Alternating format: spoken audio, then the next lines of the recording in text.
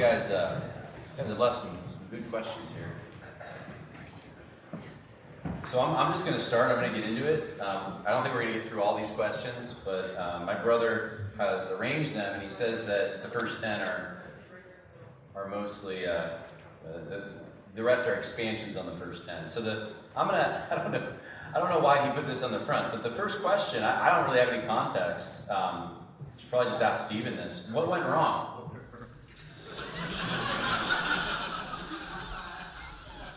That's the question. I have no.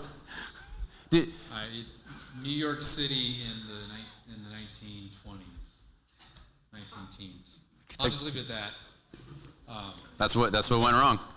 I don't know who wrote that. I guess it's a serious question. I'll turn it into one.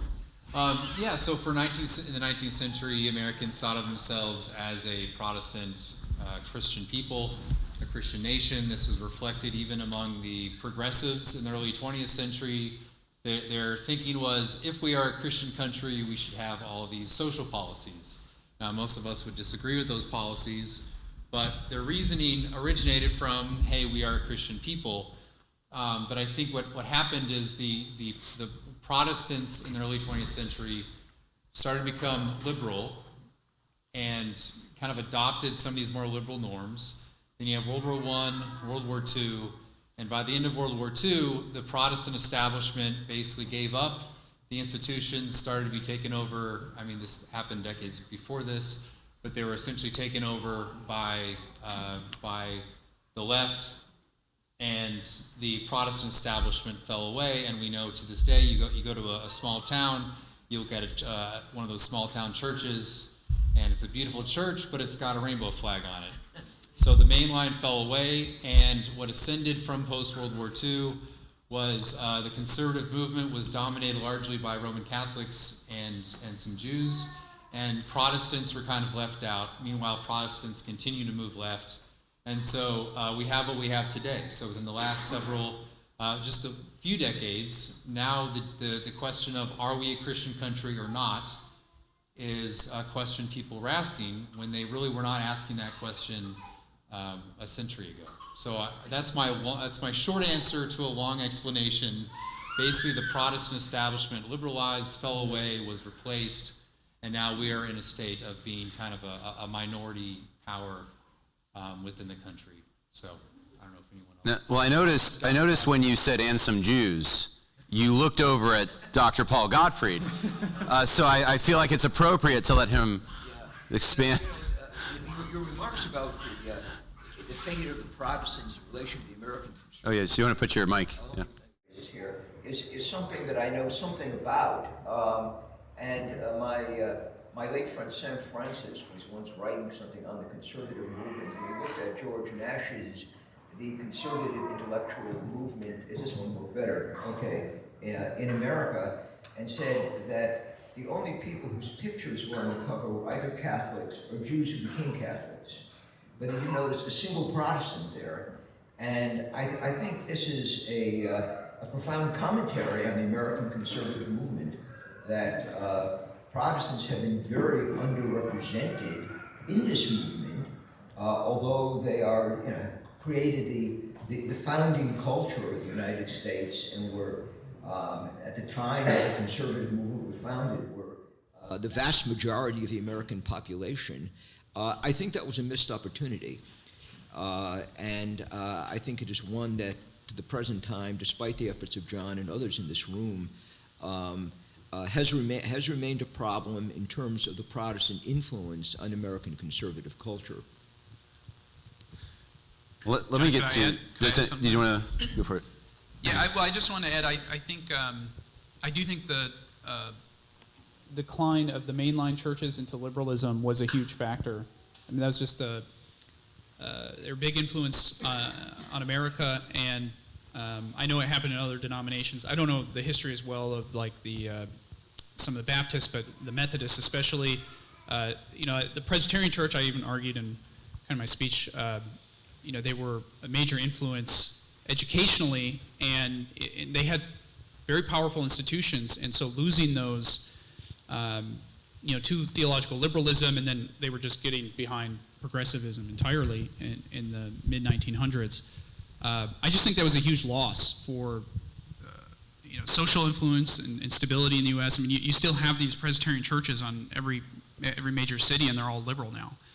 And there actually was a chance to drive the liberals out. Like, that's something I've learned from studying this, is in 1925, J. Gresham Machen was trying to drive the liberals out of the Northern Church, and the conservatives, these were conservatives, they sided with the progressives, not because they held, these were men who held generally conservative theology, but they were willing to tolerate the liberalism. And so they actually ended up driving the wrong guy out of the church. They drove Machen out instead. And they lost the Northern Church. And I mean, the consequences of that were huge. And we still feel them, I think, to an extent to this day. Yeah. Dr. Smith. Yeah. Okay. Well, as to the question, what went wrong, I was going to say 1865, and then I remembered I was in Pennsylvania, so I better not say that. When you think about what happened, and think about Machen in his book, Christianity and Liberalism, there's a reason he gave it that title. He said there's Christianity and there's liberalism, and his point was liberalism is not Christianity. How did it get that way? And a lot of it happened from within in the Protestant mainline denominations, a lot of men going over to Germany and studying higher criticism and adopting Darwinian principles of evolution and social theory, et cetera, et cetera. I don't think there's any one answer, but I think those are some of the things that really led to. Yeah, if I could add just one more comment from the legal side of things. Because as much as we may tend to think of ourselves as free thinkers, that we develop our own opinions on things, for a lot of people, what is legal tends to become what is normal. That is, the is becomes the ought. And so when a lot of the churches started going liberal and continuing to produce scholars that would go on to hold important positions of power, especially on the Supreme Court, you got reinterpretations of the Constitution and how religion factors into that. Several of the speakers over this weekend have mentioned, Stephen especially, Congress shall make no law. Who does that refer to? Congress, the national government. I also referred to the fact that the religious, the lack of religious tests was specifically for the national level. That was no barrier for a state to have some kind of established or public expression of religion. So in the beginning in the 1920s and then really taking off in the 1950s and 60s, you've got a lot of Supreme Court opinions that reinterpreted the Constitution through a doctrine called the Incorporation Doctrine, basically saying that the 14th Amendment, which was a post-Civil War amendment, required that all of the states incorporate most of the Bill of Rights, including the religious clause in the First Amendment. So what that means, in effect, is that even at your state, local, county level, you cannot have a public expression of religion. And I would say this is important because a lot of Christians I have met, even those who would consider themselves to be conservative Christians, will come out with opinions like John was highlighting. He gave a couple of examples saying, we wouldn't want to impose our religion on another. We need to be fair. And of course you can't do that anyway, whether it's a nativity scene at a courthouse or a cross lit up on Easter. So just wanted to add on that the churches go liberal. They continue to produce scholars and academics and people in positions of power that reinterpret how the Constitution was meant to be interpreted, and it changes even how conservative evangelicals think about how their religion plays out in the public square. Sean, I feel like everyone said something. Do you want to say something about this question? It's hard to add on when everybody said what I was thinking. No, one of the things that I've noticed, even in reactions to some of the mainline churches and them going liberal is typically the people closest to people, the ordinary folk. They tend to be more conservative. So one practical example of how this plays out is in the conservative reactions to the mainline churches. The elders, say in the Presbyterian Church, the ruling elders tend to be more conservative than the teaching elders, and there's a suspicion of the teaching elders because they tend to be the academics, and I think it's a reaction to what happened in the mainline when a lot of the pastors would go over to Europe and get the PhDs and come back with higher criticism and the like and infect the churches. So even now you see some of the effects of things that took place in the mainline in a lot of conservative churches because of what we lost in the mainline church. So. Well, the next question here is, what are some of the best ways to find or create and maintain the kind of Christian unity of political purpose while maintaining doctrinal distinctives? Or, asked another way, how can we get the charismatics and Armenians to link arms with Stoic Calvinists to vote the bums out and establish a distinctly Christian body politic? I think it's Dr. Smith. Oh, me? Well, if you want, do you want to, Stephen? You have a thought on that? I'll say something. But Well, I mean, I would just say that we need to take up a public identity of being Protestant, American Protestant.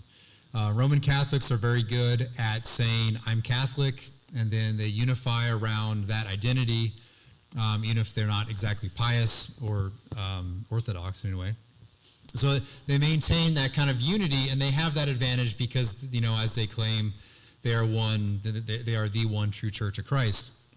But I think what we had as Americans historically was, of course, doctrinal distinctives, denominational distinctives, but there was a shared sense of Protestantism, and that this country is a Protestant country that we belong to. And but we as Protestants tend not to have that type of public identity.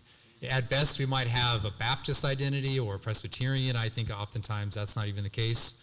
So I think we should restore that common sense of being Protestants and make that our identity. So in the academic world, as a conservative in the academic world, you encounter this unity among Roman Catholics, and then you encounter upon the rare Protestant who's also an academic next to you, but there isn't a shared sense of purpose. There isn't a shared sense of we are Protestants, that we are kind of distinct from this other group of Roman Catholics, and we're united as one, as Protestants. Now, in my little world, that has changed, but I think it needs to change more broadly, not only in academia, but also in society. Good, John. I also think there's an underappreciation for the amount of unity we actually have as Protestants.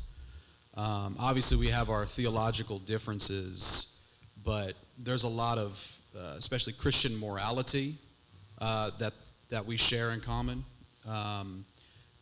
Things that we want to see affected in society and how society's governed. So I think there is a lot of commonality between different Protestant traditions, and to Stephen's point, we need to take on that identity as opposed to worrying about all the theological differences. As important as they are, I don't think they're necessarily relevant to the Christian moral order that we want to see in the society we live in. And I think we can have both. I guess one warning here is in the 20th century, the Protestant liberals were actually trying to all work together formally. There's a pan-Protestant movement. And so we don't want that. It's good to have separate institutions. We have distinctives as Baptists, Presbyterians, Anglicans, etc. And yet we can also have fellowship and unity, which Christ talks about in John 17. I think that's what he's talking about. I don't think he's talking about denominational unity, like we all have to be just one giant church. But then we can still work together with other institutions. And that was actually part of America's success, I think, in the past, was you would have societies for different things, for moral reform, for educational institutions. Those don't have to necessarily be limited to one denomination. So I think we can have both at the same time. I think it's really important to make sure that as you seek this unity that, and it's been said in different ways, that denominational distinctives are not on the chopping block. That these distinctives are important to people, but you can have unity like I feel that we're having here in this conference without questioning someone else's commitment to a certain unity. I think this is what Francis Schaeffer called consensus Christianity. Is the idea of there are basic things that you can rally around that are rich in the Christian faith and in Protestantism. And I think also as a historian, it's really important that we really start teaching our children about the Protestant Reformation, what happened after the Reformation. I talk to students sometimes about Protestant resistance theory. I mentioned the Magdeburg Confession and Vindice contra tyrannis, Lex Rex, John Knox. I mean, a lot of people have never heard of these things. They do not know they exist. And to really reignite that tradition, Protestant tradition, I think is really important.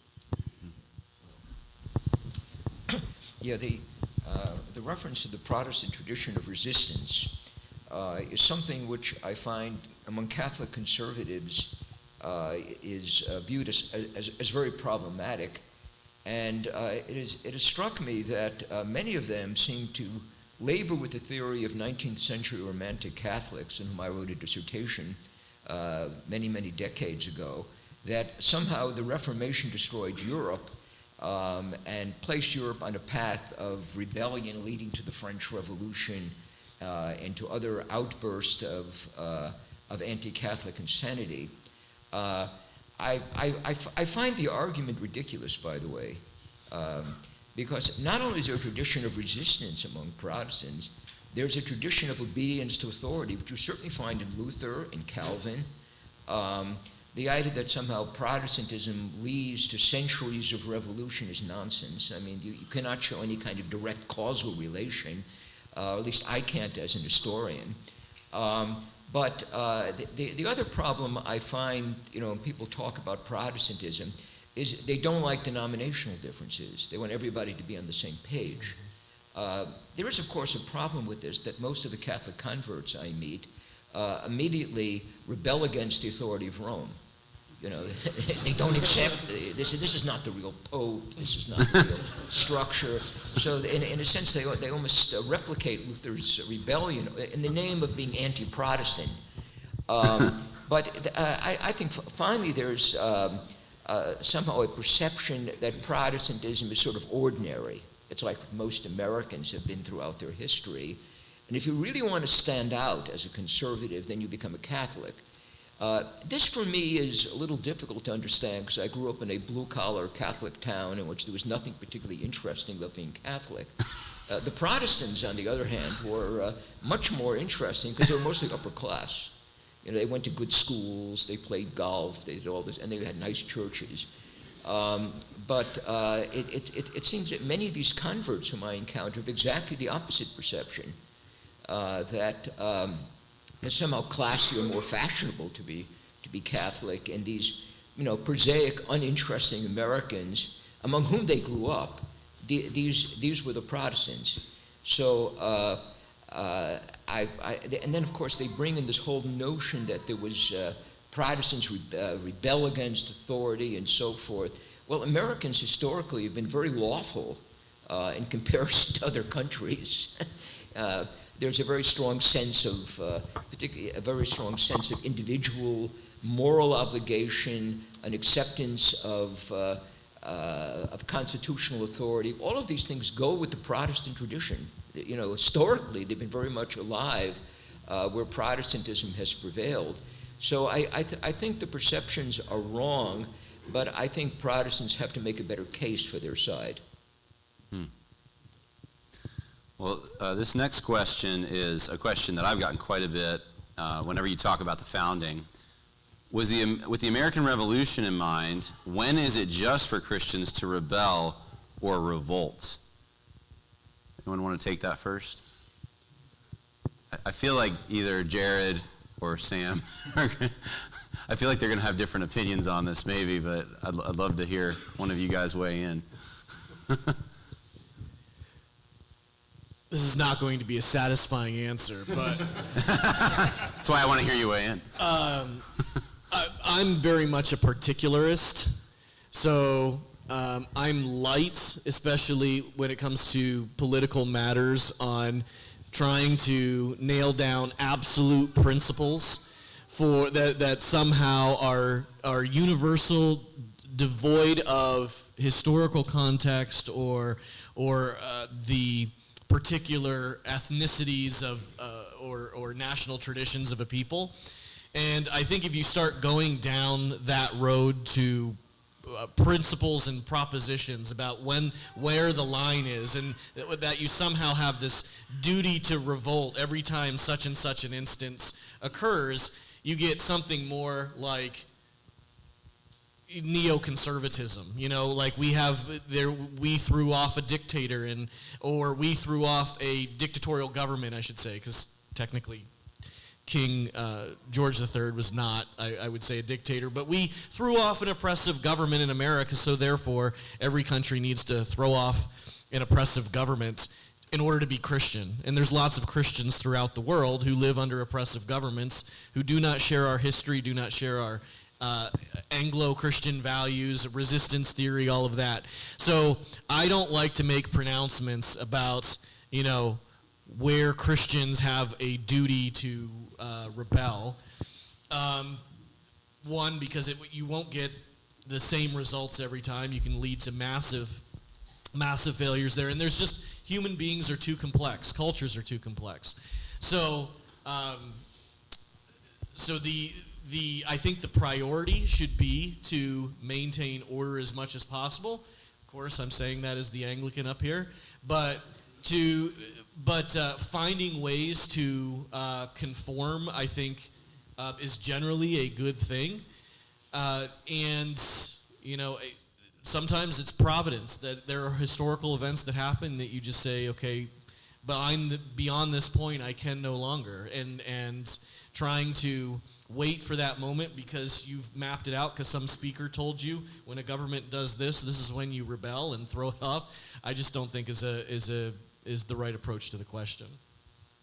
And you can find more good takes like that at your Twitter handle, Rogue Tory. Is that the? That is correct. Thank you for the advertising. I think that's a very satisfying answer, actually. It is pretty. I would add, there's a famous preacher that I really respect who preached a sermon on why the American Revolution was a violation of Romans 13. And my view is that he did not understand Protestant resistance theory, one, and also it was, dare I say it, and I really respect him as an exegete, I think he was misunderstanding the audience of Romans 13. Romans 13 does prohibit an individual from just going out and breaking the law or rebelling and doing whatever they want to do. That's obvious. You cannot do that. But carefully laid out in Protestant resistance theory is the looking to the lesser magistrate, looking to that segment of government that can help you if your religious rights or other things have been violated.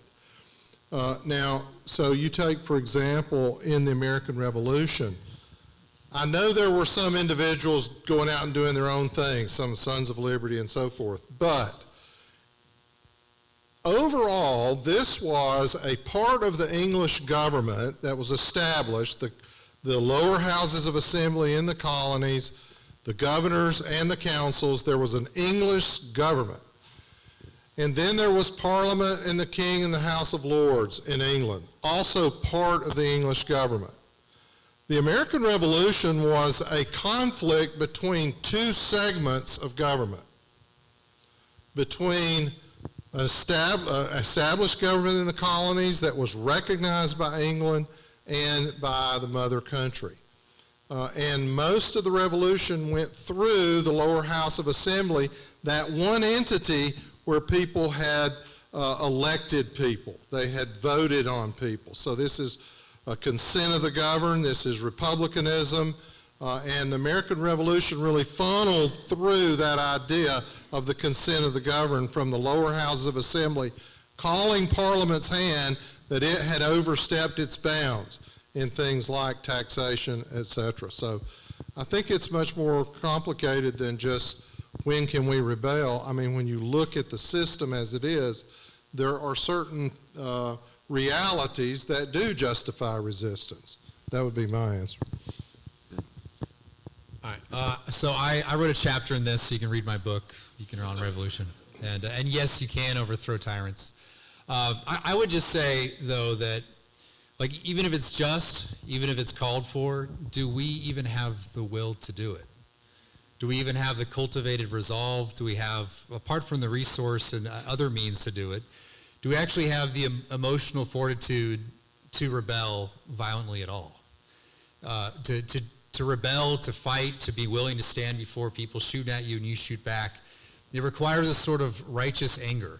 It requires a sort of will and set of emotions that I think we've largely lost. If you look at who goes out to the streets to protest various murders or killings or injustices or tearing down statues, it's not the conservatives. Conservatives will shout at the television all day long, or they'll be on they'll listen to talk radio and shout at the radio, but they won't actually do anything. So, like, we can talk all day long about what's just or when can we revolt, but would we actually do it if it was called for? And so this requires, so to have the conditions to even step out and to rebel requires a lot more than theory and talk. It requires a sort of emotional resolve that we have entirely lost.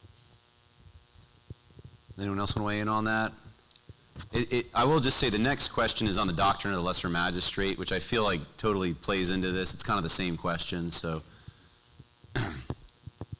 All right. Well, I'm going to skip through that one then, and we'll go to this one. Why, in your estimation, has the Protestantism in Europe and New England failed, and why does the U.S. Midwest and South apparently flourish? Well, I think you touched on this a little bit.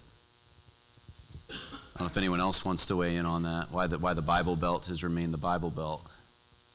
I mean, this is somewhat of a complicated question, right? I mean, you could also ask, it depends on the nations in Europe. As far as the Reformed tradition, it's, England is very complicated, right? But Scotland, was Presbyterian, and the Netherlands was Dutch Reformed, and I'm not conversant enough with their histories to explain that. I'm more conversant with American history, and I still think it's a very complicated question. So Dr. Smith can hopefully tell us a little bit more. But I was actually thinking this is, in one sense, I think America was maybe more Christianized than Europe. And I think that because of the revivalism. And what I mean is you always had like Christian leadership in Europe, but I think America was more thoroughly religious. Especially with the revivals. Early on, you had a lot of like kind of loosely nominal Christians, the backcountry and the like, but you had people coming to faith because of all the preaching going on, and so am I cutting out? So with all the preaching in the, I guess I'm thinking of like the South especially, but. And so this is even an interesting question, the difference between North and South. But I think there's something there culturally, just maybe even the more agrarian culture, I think might play in, just people being more spread out and smaller communities and the like. So I think this is a complex question, but there's a lot there. Yeah, I do have an answer, that in Europe, most Protestant churches are state churches. Sweden, Denmark, the German church, the Evangelische Kirche Deutschland, is the Lutheran church, is a state church. State churches are controlled by the central government, and they move in the same direction as the state. Therefore, the German Protestant church, the Danish church, they're all woke leftist churches, because that's what the states have become. The United States has a low church, congregational kind of Protestantism that has done very well. Could you imagine what Protestantism would look like if it were controlled by Joe Biden, right, or Kamala Harris? But that's the situation you do have in Europe. So Eastern Europe is a little different, but their Protestantism is very weak. There are very few East Germans, or what they say Mitteldeutsche, who are Christians. Even in a place like Wittenberg, even the cradle of the Reformation is not very Christian anymore. Nor is there a strong Christian tradition in Eastern Europe. And I think the communists have been successful there in taking over state churches, state Protestant churches, and turning people into atheists. But I think the United States, because they are churches, self-governing churches, like the Baptist Church or like the Presbyterian Church, they are not state-controlled. That is why the Protestant religion has remained stronger, and we have a Bible Belt. I think when you look at a lot of journalists that came south just before the Civil War, and they looked around, they thought they were looking at disorder because it wasn't industrialized like they thought, there wasn't the streets and so forth. It looked disorderly to them. It was, they didn't think that was progress. So I think fundamentally between the South and the North, being careful what I say here, there was a difference between progress, the idea of progress. And, you know, I've always thought that the South was 20 or 30 years behind on just about everything, and I always thought that was a good thing. And it's a much more, slower moving society that is, I think agrarianism has a lot to do with that. And so I think there are many layers to this, but there is a difference. For the sake of time, I want to get to some other questions.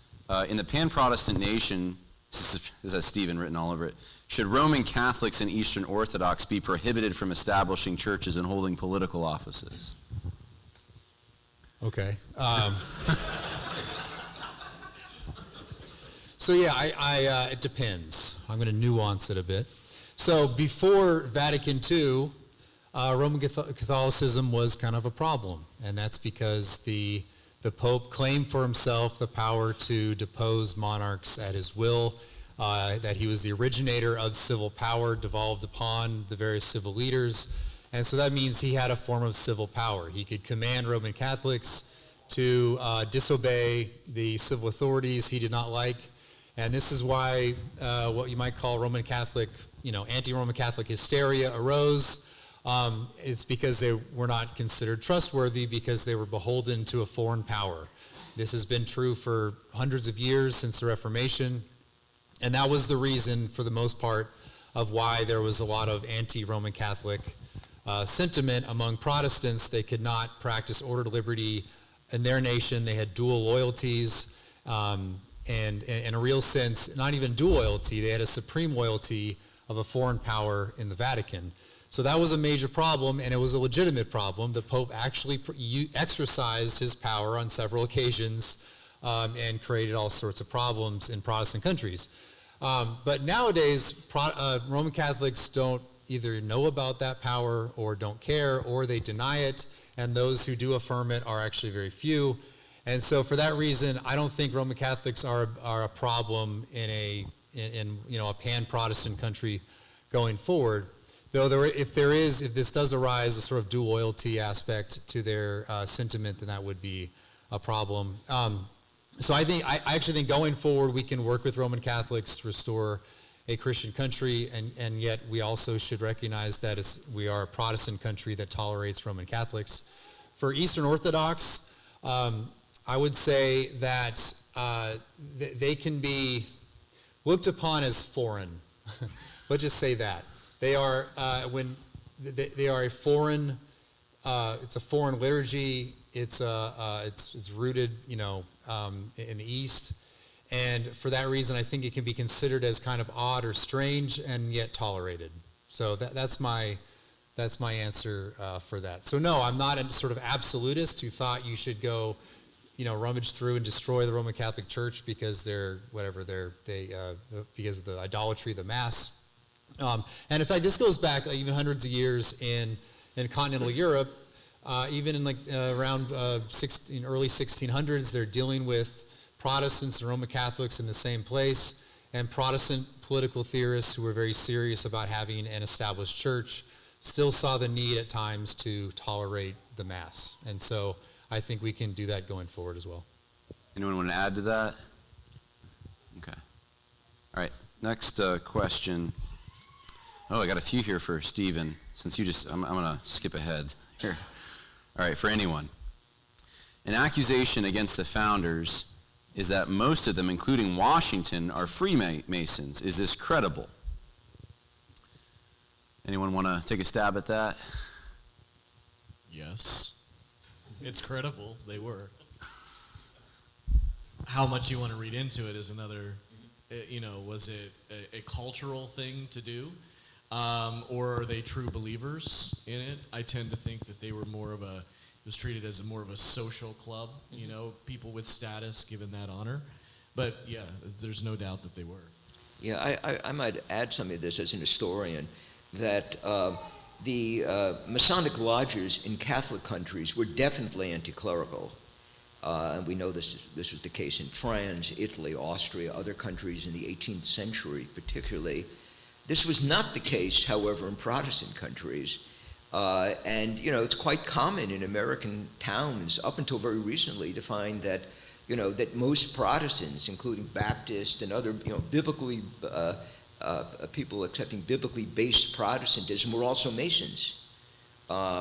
And I remember sort of asking a Mason who was a devout Baptist, do you accept the mythology or the historical accounts?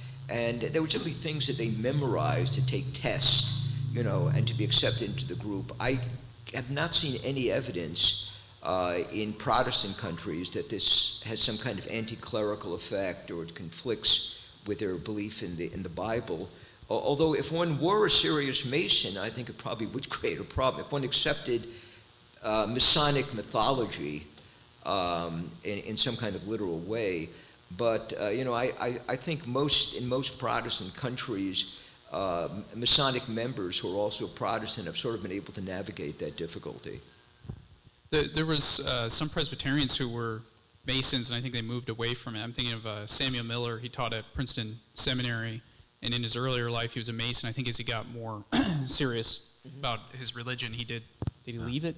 And then Breckenridge as well, R.J. Breckenridge as well. So the founders were not alone.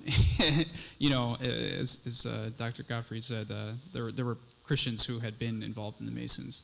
Well, I'm trying to give the questions mostly, but I'll weigh in just a little bit here because I did write a paper on this, and I'm sure it was Dr. Smith's most cherished paper ever submitted by a student in his American Heritage class. I'm sure you remember it very well. But I did a project on this, the Founding Fathers and Masonry, and a lot of it does get overblown, I think, because Washington didn't attend very many Masonic meetings, and it was more of a fraternal organization during the Revolution for the soldiers to be able to be with the officers. There weren't a lot of places to have that fraternity. So this got started in sort of these innocuous, almost innocent ways. But most people don't realize that Freemasonry also developed, and it was different in Europe than it was in the United States. But in the United States, some of the elements that we associate with Freemasonry from Europe, like Scottish Rite Masonry, came much later.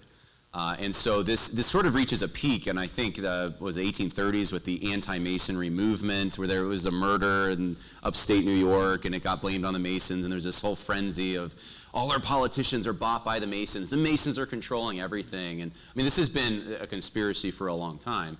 And there was a quick move to try to shut Masonry down and stuff. And I think at that point, most Christians, or at least a lot of the the people who were in high positions of authority started moving away from it, and they didn't have some of the weird oaths and things that we know of today in modern Masonry. So I feel like any approach to that question demands a lot of study, a lot of context, and a lot of understanding that Masonry is not this monolithic thing. So anyway, all right, next question, and then I think maybe we'll do two more after that.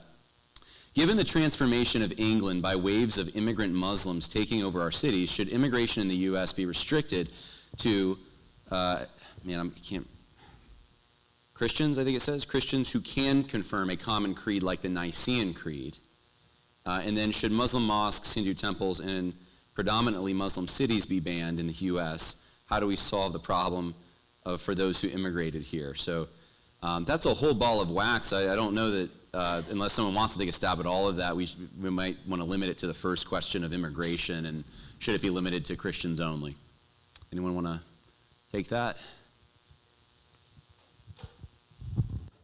First off, as a minister, I'll say this is a political question, and but but one thing I'll explain though is I do think Christians can take the position that immigration should be restricted completely, or also conditioned upon something like a Christian litmus test. I think that's totally permissible to hold. Now, you just sort of mentioned tolerated minorities, which I feel like maybe plays into that too. Yeah, I mean, I think you can restrict immigration however you want. It's a political question. It's a decision of the people themselves through their elected representatives of who they want in their country. You are extending to them the opportunity to be a guest in your own country, and you can deny that on a basis you see fit for your good. So I think that if you're going to have a Christian country, yeah, you should have at the very least the condition that you're Christian, and I would say more than that as well.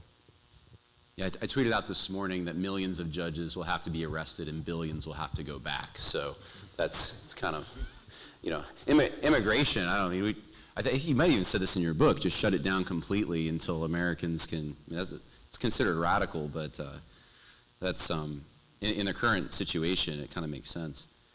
Let's do this one. Why shouldn't we use God's judicial laws in America? So I'm assuming whoever wrote this is probably coming from a more theonomic strain. So like the Old Testament judicial laws, can't we just take those and sort of import them into the United States? This is something I actually talk about a lot. I was having a conversation about this last night, actually, at our dinner table. So I think the mistake there, I don't think we're saying that you can't use the biblical laws. It's that those who are saying this is the quick fix. If we just go to take a theonomic position and take Old Testament law and apply it, and voila, we're a Christian nation. And we don't rely on our own understanding. We don't rely on our reason. You're just denying what you're actually doing. Because if you're reading through Leviticus, and you're somehow getting from the statutes in Leviticus to stop signs and saying, therefore I've justified speed limits and stop signs and all of these regulations from the Bible, guess what? You're using your reason. So the idea that, well, we should abandon the use of reason and just use the Bible, you didn't get from Leviticus to stop signs or whatever the regulation might be through reason, or without reason. You were applying reason. Probably some bad reason, I would suggest, because I don't see the link between the two. But you're using reason. So you're not going to cut out your reason, and reason is a part, I would say, of natural law, natural revelation. So the idea that you circumvented the use of natural revelation in getting to that conclusion is false. You didn't. The other way to handle that is to say, well, if I can't get from Deuteronomy to whatever fishing regulations or speed limits, then the answer is that the Bible is telling me that there should be no law on this. There should be no law at all on speed limits. Speed limits are unbiblical and a tyrannical pagan notion that are foreign to the scriptures.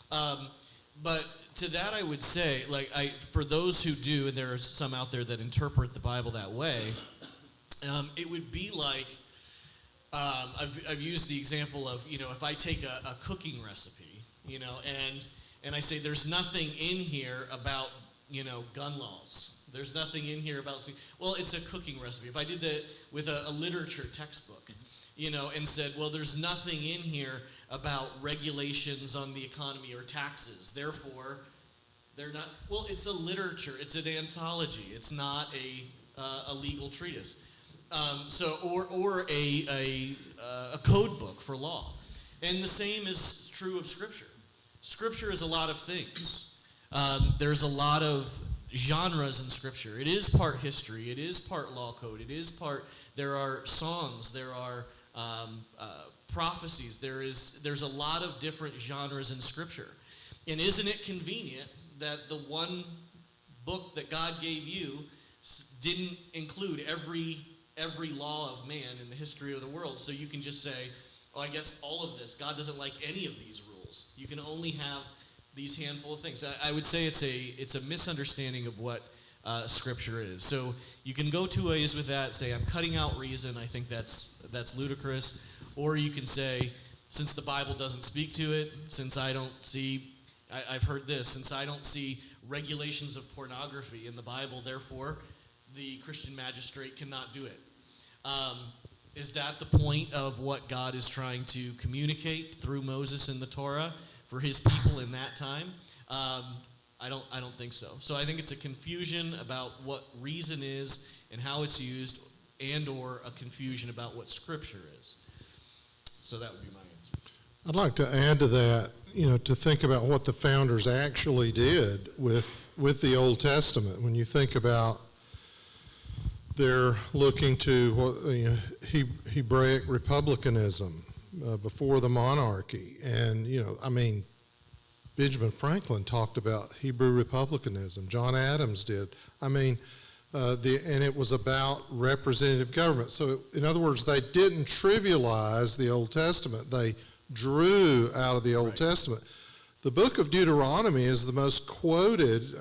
Lutz at the University of Houston did an examination of like 15,000 pamphlets, founding pamphlets, and Deuteronomy is the most referenced document of all, including, much more than Locke, Montesquieu, and others. So looking at the pre-monarchy among the Hebrews and how they oriented their ideas of representative government was a very rich way, I think, to draw from the Old Testament tradition. So. If I could add, I think part of the problem here is that the Mosaic Law was particular to Old Testament Israel, and it's not sufficient for modern nation states, which have their own particularities. And so this is why the Westminster Confession, chapter 19, says that the judicial law, or sometimes called the civil law, has expired with the state of Israel. Yet it also adds, with the exception of the general equity.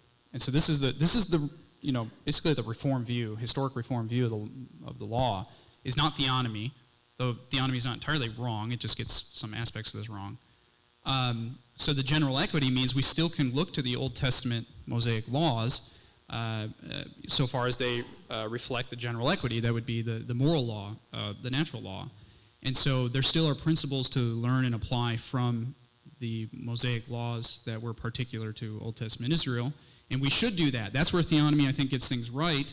I think, maybe we would differ in some points of application, but I think a lot of critics of theonomy also have wholesale abandoned the Reform view, which is that we should still look to these things to guide modern nations. It's difficult, it's complicated, but that's just the way it is.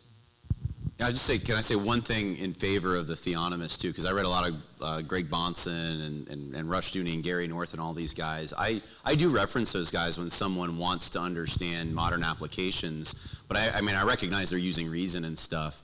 But I do think you even told me, I think you've gone to some of those conferences, because it is interesting to hear what the general equity might be from a law in ancient Israel, how it might apply. So maybe using a different framework, but also gleaning from some of that research. Yeah. So I think we're going to probably cut it there, because we do have one more speech, and then I want to be able to close here. So if we could maybe do 5 minutes, I know that's kind of short, but take a 5-minute break, and then Paul Gottfried is going to close us out.